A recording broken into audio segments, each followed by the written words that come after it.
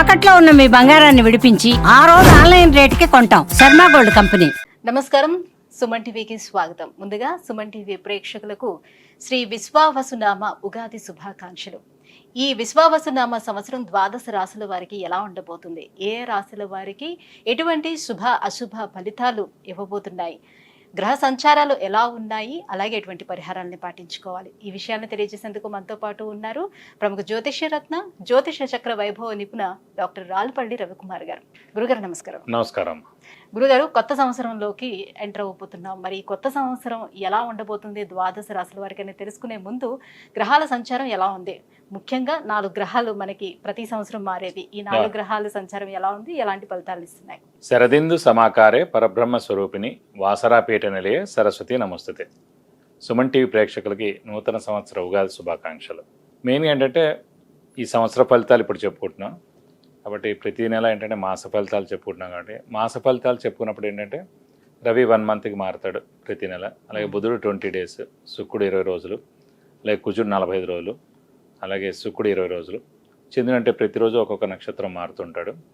ఒక మెయిన్గా మటుకు గురువు, రాహు, కేతు, శని అండి. ఈ 4 కూడా ఏడాది పాటు ఇంచుమించుగా ఉంటారు కాబట్టి గురువు ఉన్నారంటే సంవత్సర కాలం పాటు అక్కడే ఉంటారు. అలాగే రాహు ఉన్నారనుకోండి, కేతు 1.5 ఇయర్ ఒక రాశి నుంచి ఇంకో రాశికి మారడానికి పడుతుంది. అలాగే శని ఉన్నారంటే 2.5 ఇయర్స్ మారుతారన్నమాట. కాబట్టి ముఖ్యంగా ఏంటంటే అందుకే ఈ సంవత్సర ఫలితాలు చెప్పుకున్నప్పుడు ఏంటంటే మెయిన్గా గురువు, రాహు, కేతు, శని యొక్క మార్పులు ఏంటనేవి తెలుసుకోవాలి. ముందుగా శని వచ్చేసి మనకి 30వ తారీఖు మార్చి నెల 2025 నుంచే మనకి కుంభరాశి నుంచి మీన రాశిలోకి ప్రవేశిస్తున్నాడు. అదే రోజు ఉగాది అయింది, అదే రోజు శని కూడా మారుతున్నారు. అలాగే రాహు, కేతువులు వచ్చేసి మనకి 18 మే 2025. రాహు మారంటే కేతు కూడా మారుతాడండి. అందుకే చూడండి ఎప్పుడు కూడా జాతకంలో రాహు ఆపోజిట్ కేతు ఉంటారు.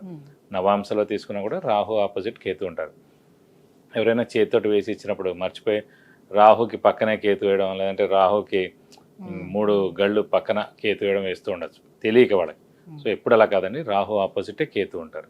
ఇంకోటి ప్రతి గ్రహం కూడా క్లాక్ వైజ్ తిరుగుతుంది, ఒక్క రాహుకేతువులు మటుకు యాంటీ క్లాక్ వైజ్ తిరుగుతుందన్నమాట. కాబట్టి రాహుకేతువులు మటుకు ఏనార్థం ఒక రాశి నుంచి ఇంకో రాశి మారుతారు. అతనేమో 18 మే 2025 నుంచి ముఖ్యంగా రాహు వచ్చేసి మనకి కుంభరాశిలోకి వస్తాడు, అలాగే కేతు వచ్చేసి మనకి సింహరాశిలోకి వస్తారు. వీళ్ళిద్దరు కూడా ఏనార్థం పీరియడ్ అక్కడి నుంచి ఉంటారు 18th మే నుంచి. నెక్స్ట్ వచ్చేసి మన గురువు, ముఖ్యంగా ఏంటంటే గురువే ఇంపార్టెంట్. అందరూ అనుకుంటారు గురువు మార్పు వల్ల ఏమొస్తుంది.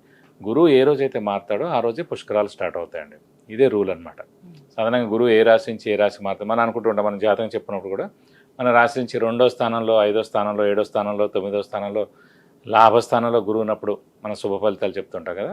సో అందరూ అనుకుంటుంటారు అబ్బాయి ఎప్పుడు మన రాశి నుంచి 2nd హౌస్ వస్తుంది, ఎప్పుడు మన రాశి నుంచి 5th, 7th, 9th, 11th వస్తాను. సో వాళ్ళకి ఒకటే నమ్మకం ఏంటంటే ఈ రోజైతే పుష్కరాలు స్టార్ట్ అవుతాయో ఆ రోజు గురువు ఒక రాశి నుంచి ఇంకో రాశిలోకి మారుతున్నట్టు మనం ఈజీగా గుర్తించవచ్చు.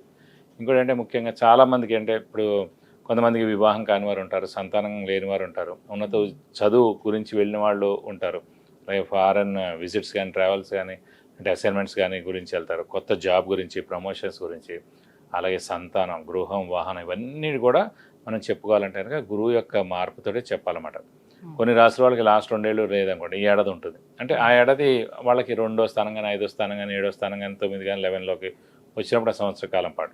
ఓవరాల్ గా అంటే ఈ 4 గ్రహాల మార్పుతోటి దేశవ్యాప్తంగా ఎటువంటి మార్పులు చోటు చేసుకునే అవకాశం ఉంటుంది, ఆర్థిక పరంగా కానివ్వండి? అంటే ఆర్థిక పరంగా ఇవన్నీ కూడా ఎక్సలెంట్గా ఉంటుంది. ఎందుకంటే బుధుడు మెయిన్ వ్యాపార కారకుడు ఎవరికైనా సరే. ఆర్థికానికేమో బుధుడు అవుతాడు, అలాగే గురువు కూడా అవుతాడు. గురువు వచ్చేసి మనకి సంచారం మిథున రాశిలోకి వస్తున్నాడు.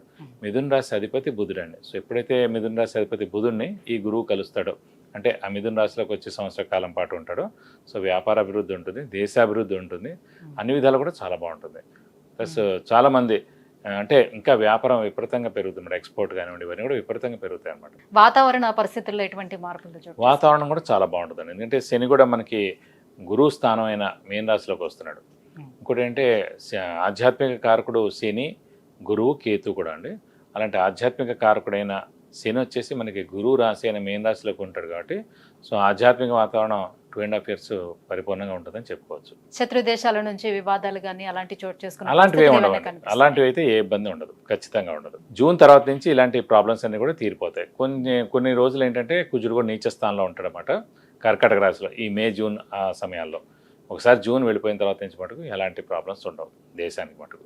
గురుగారు, ఈ విశ్వావసు నామ సంవత్సరం కర్కాటక రాశి వారికి గ్రహాల సంచారం ఎలా ఉంది, ఎటువంటి ఫలితాలను అందిస్తున్నాయి? తప్పకుండా అమ్మ. కర్కాటక రాశి అనగానే మనకి పునరోసు 4వ పాదం, పుష్యమి 1, 2, 3, 4 పదాలు, ఆశ్లేష 1, 2, 3, 4 పదాలు, ఈ నక్షత్రాల సమూహం అంతా మనకి కర్కాటక రాశిలోకి వస్తుంది. ఈ రాశి వారికి మిశ్రమంగా ఉందని చెప్పుకోవాలి. ఎందుకంటే ముఖ్యంగా అష్టమ శని ఎఫెక్ట్ వెళ్ళిపోయినా కూడా అష్టమంలో రాహు వస్తున్నాడండి. సో 18 మే నుంచి. సో అది కొంచెం ఎఫెక్ట్ ఉంటుంది అన్నమాట. అష్టమ శని ఎంత ఎఫెక్టో అష్టమ రాహు కూడా కొంచెం ఎఫెక్ట్గానే ఉంటుంది. ఈ అష్టమ రాహు వలన అంటే ముఖ్యంగా యాక్సిడెంట్స్ అవ్వడం, చిన్న చిన్న అనారోగ్యాలు చేయడం, దెబ్బలు తగలడం, ఇంట్లో కానీ ఎక్కడైనా బయట కానీ కింద పడడం, ఇలాంటివి జరిగేందుకు అవకాశాలు ఉన్నాయి. కాబట్టి కొంచెం వెహికల్ డ్రైవింగ్ జాగ్రత్తగా నడపాలి. ఈ అర్థం ముఖ్యంగా మెయిన్ పాయింట్. అష్టమ శని కూడా చాలా ఎఫెక్ట్ ఉంది. అదైతే 2.5 సంవత్సరాల ఎఫెక్ట్ బాగా ఉంటుంది. 1.5 ఇయర్ కాబట్టి కాస్త పర్వాలేదు. కానీ అది మటు కొంచెం చాలా ఇంపాక్ట్ ఉంటుందండి. కాబట్టి కొంచెం జాగ్రత్తగా వెహికల్ డ్రైవ్ అంటే జాగ్రత్తగా నడపాలి. అంటే రాహు అష్టమంలో ఉన్నా కూడా గురువు భాగ్య దృష్టితోటి రాహుని చూస్తున్నాడండి. సో 50% కవర్ అయినట్టు గుర్తుపెట్టుకోండి మెయిన్గా. అందుకే చూడండి, ఎప్పుడైనా పాపగ్రహాలని గురువు యొక్క దృష్టి 5వ దృష్టి కానీ 7వ దృష్టి కానీ భాగ్య దృష్టి కానీ ఎప్పుడైతే చూస్తారో జాతకంలో అయినా సరే ఎలాంటి ప్రాబ్లమ్స్ ఉన్నా కూడా అవన్నీ కూడా నల్లిఫై అయిపోతాయి అన్నమాట. సో అంత ప్రాబ్లమ్స్ ఉండవు. అందుగురించి అంటే గురువు యొక్క దృష్టి చాలా ఇంపార్టెంట్ అన్నమాట. కాబట్టి గురువు యొక్క భాగ్య దృష్టి భాగ్యస్థానం మీద అంటే రాహు మీద ఉంది కాబట్టి ఖచ్చితంగా అంత మేజర్ ప్రాబ్లమ్స్ ఉండవు. అంత మేజర్ యాక్సిడెంట్ కానీ అవి కానీ జరిగేందుకు అవకాశాలు తక్కువగా ఉంటాయి. అయినా కూడా వెహికల్ డ్రైవ్ జాగ్రత్తగా చేయాలి. అలాగే అష్టమ శని ఎఫెక్ట్ వెళ్ళిపోయింది కాబట్టి ఆరోగ్యం, ఆయుష్ చాలా బాగుంటాయి ముఖ్యంగా. ఎందుకంటే ఆరోగ్యకారకుడు, ఆయుష్ కారకుడు శని అండి. అలాంటి అష్టమ శని నుంచి 8th హౌస్ నుంచి 9th హౌస్లోకి వెళ్ళాడు కాబట్టి ఈ ఆరోగ్య, ఆయుష్ మటు ఖచ్చితంగా బాగుంటుందని చెప్పుకోవాలి. అలాగే మళ్ళీ 15 మే నుంచి మనకి గురువు కూడా వ్యయ స్థానంలోకి వస్తున్నాడండి. సో మొన్నటిదాకా లాభస్థానంలో ఉన్నాడు, ఇప్పుడు వ్యయ స్థానంలో ఉన్నాడు కాబట్టి కొంచెం ఖర్చులు ఎక్కువగా ఉంటాయి. అన్నీ కూడా మంచి ఖర్చులే ఉంటాయి. ఎందుకంటే శుభగ్రహం ఎప్పుడైతే ఖర్చు స్థానం వ్యయ స్థానంలో ఉన్నాడో శుభానికి ఎక్కువ ఖర్చులు చేస్తారన్నమాట. కాబట్టి కొంచెం ఈ సంవత్సరం అంతా కూడా మనకి మిశ్రమంగా ఉంటుందని చెప్పుకోవాలి. సో ఫారెన్ వెళ్లేందుకు ఎవరైనా ప్రయత్నాలు చేస్తే అవి సఫలీకృతం అయ్యే అవకాశం ఎంతవరకు ఉంటుంది? ఫారెన్ ఛాన్సెస్ కూడా ఏంటంటే 50-50 ఉందండి. ఎందుకంటే గురు బలం తక్కువగా ఉంది, అలాగే శని బలం కూడా తక్కువగా ఉంది కాబట్టి 50-50 ఛాన్సెస్ ఉందన్నమాట. మానవ ప్రయత్నం, హార్డ్ వర్క్, స్మార్ట్ వర్క్ చేస్తే కనుక, బాగా కష్టపడితే కనుక తప్పకుండా వెళ్ళాలనే తపన మీకు ఉంటే కనుక అప్పుడు వెళ్ళొచ్చు. లేదు కొంచెం మామూలుగా ఉంది, డైలమాలో ఉంది, 50-50గా ఉంది, ఖచ్చితంగా అది 50-50గానే ఉండిపోతుంది అన్నమాట. సో గురువేమో వ్యయంలో ఉన్నాడు, శని ఏమో భాగ్యస్థానంలో ఉన్నాడు. ఇటువంటి పరిస్థితుల్లో వ్యాపారస్తులకి ఎలా ఉంటుంది? వ్యాపారస్తుల మటు గడ్డు కాలం అనే చెప్పాలండి. ఎందుకంటే గురుబలం అంటే దైవబలం, దైవానుగ్రహం కాకుండా గురువు ధనకారకుడు కూడా అయ్యాడు కాబట్టి అలాంటి గురువు వ్యయ స్థానంలో ఉన్నాడు, ఖర్చు స్థానంలో ఉన్నాడు. ఆల్రెడీ ఖర్చు విపరీతంగా ఉంటుంది వ్యాపారస్తులకి. ఇన్కమ్ ఒక్కొక్కసారి తక్కువ ఉంటుంది, అలాగే ఎక్స్పెండిచర్ ఖర్చు మటుకు ఎక్కువగా ఉంటుంది. ఈ సమయంలో వ్యయ స్థానంలోనే గురువు క్లియర్గా ఉన్నాడు కాబట్టి ఈ సంవత్సర కాలం అంతా కూడా ఖర్చు విపరీతంగా ఉంటుంది. కాబట్టి వ్యాపారస్తులకు ఏంటంటే ముఖ్యంగా ఎక్స్పాన్షన్కి వెళ్ళొద్దు, అలాగే దాన్ని కొత్తది అయినా వ్యాపారం కూడా స్టార్ట్ చేయొద్దు. ఉన్నది ఏముందో అదే ఉంచండి. ఎక్కువ అప్పులు ఇవ్వకండి, క్రెడిట్స్ ఇవ్వకండి. అలాగే అప్పులు వాళ్ళ బెడద కూడా తప్పదు. కాబట్టి కొంచెం మిశ్రమంగా ఉంటుంది కాబట్టి జాగ్రత్తగా వ్యాపారం చేసుకుంటే మంచిది.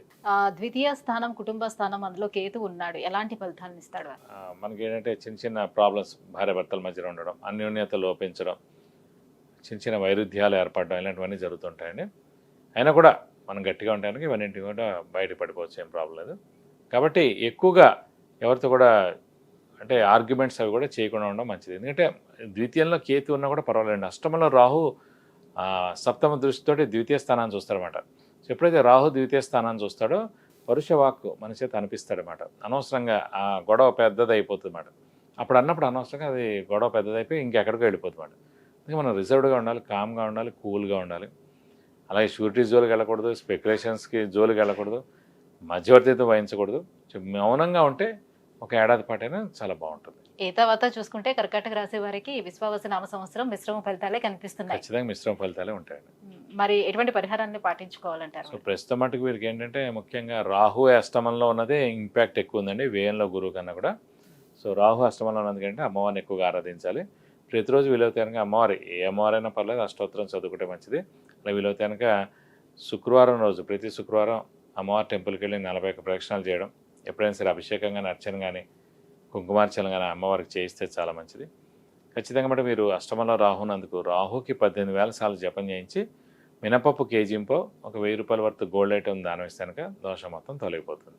విద్య, ఉద్యోగం, వివాహం, విదేశీయానం, ఆరోగ్యం అలాగే ఐశ్వర్యం వీటన్నిటి గురించి తెలుసుకోవాలంటే కింద స్క్రోల్ అవుతున్నటువంటి నెంబర్లకి కాల్ చేసి గురువుగారు అపాయింట్మెంట్ పొందవచ్చు.